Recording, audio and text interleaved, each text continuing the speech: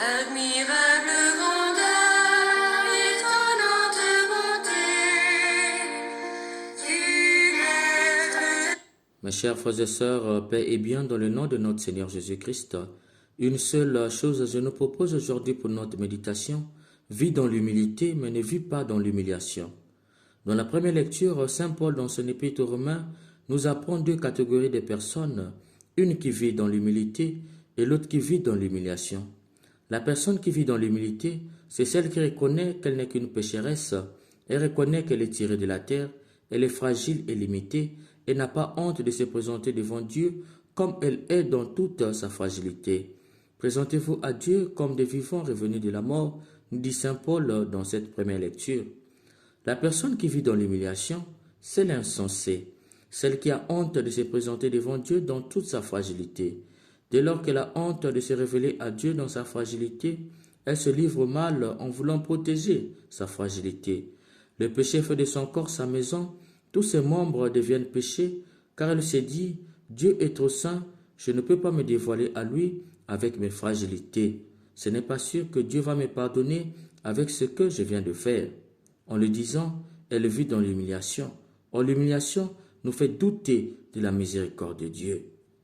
Saint Paul nous avertit donc sur la tentation d'être un homme ou une femme qui vit dans l'humiliation plutôt que de vivre dans l'humilité, c'est-à-dire la capacité à dire « Seigneur, c'est encore moi, tu m'as déjà pardonné sur ce péché, mais je suis tombé encore, je reviens mon Dieu ta miséricorde, pardonne-moi et que ta grâce me soutienne. » Dieu ne se lasse jamais de nous pardonner, c'est nous qui nous lassons de lui demander pardon.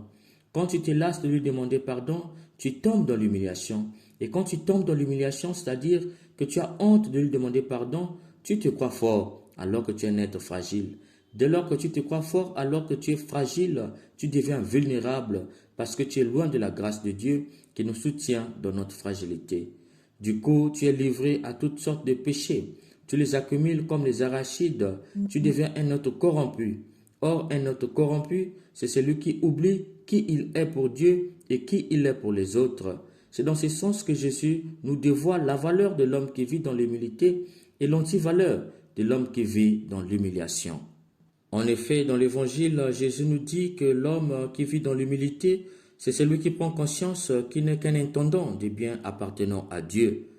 Que dire de l'intendant fidèle et sensé à qui le maître confiera la charge de son personnel pour distribuer la ration? Heureux ce serviteur que son maître trouvera en train d'agir ainsi. Jésus nous dévoile ici la vraie valeur d'un homme, celui qui vit dans l'humilité. Au niveau des dons spirituels, il les met au service des autres. Il les utilise pour le bien de la communauté. Il n'en prend point pour se faire de l'argent, comme un docteur de la loi. Il ne les prend pas pour prendre la place de Dieu, comme un pharisien. Tout humblement devant Dieu, il s'en sert pour aider les autres. Au niveau des biens de ce monde, il ne les prend pas pour lui seul. Il a conscience que tout appartient à Dieu.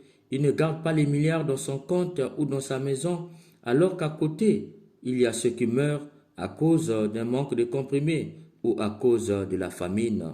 Au niveau du pouvoir, il n'en prend pas pour maltraiter les autres, pour asservir les autres, les brimer, les écraser, les soumettre et confisquer leur liberté. Il sait que ce personnel, c'est le peuple de Dieu et il le gère en serviteur comme Dieu lui-même le servirait. D'où il ne peut s'éterniser au pouvoir puisque c'est un service.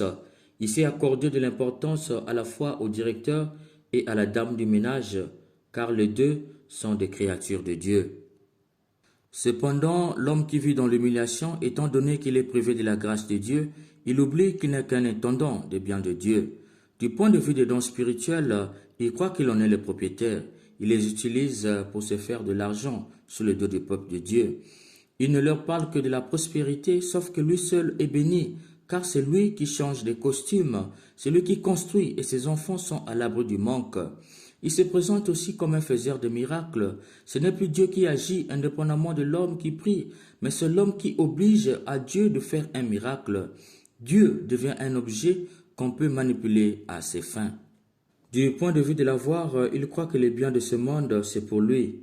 Il en a qui croient que Dieu leur a donné en héritage des pays avec un peuple et peut en faire ce qu'ils veulent. Tous les biens de la terre de leur pays, c'est pour eux et leurs familles. Leurs comptes sont remplis d'argent. Dans leurs maisons, il y a des milliards. Mais leur peuple meurt de faim, manque de routes, d'électricité, d'eau et de nourriture. Du point de vue pouvoir, ils écrasent et dominent tout homme qui ne confesse pas qu'ils sont des puissants. Tout homme qui s'oppose à eux est passif de mort et de prison. Au bureau, ils ne respectent pas les travailleurs. Ils les insultent comme ils veulent. À la maison, la dame de ménage est un chiffon. Mes chers frères et sœurs, Jésus nous avertit, car un homme averti en vaut deux.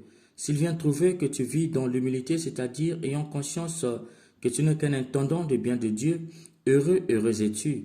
Mais s'il vient trouver que tu vis dans l'humiliation, croyant que le bien de Dieu c'est pour toi, malheureux, malheureux es-tu.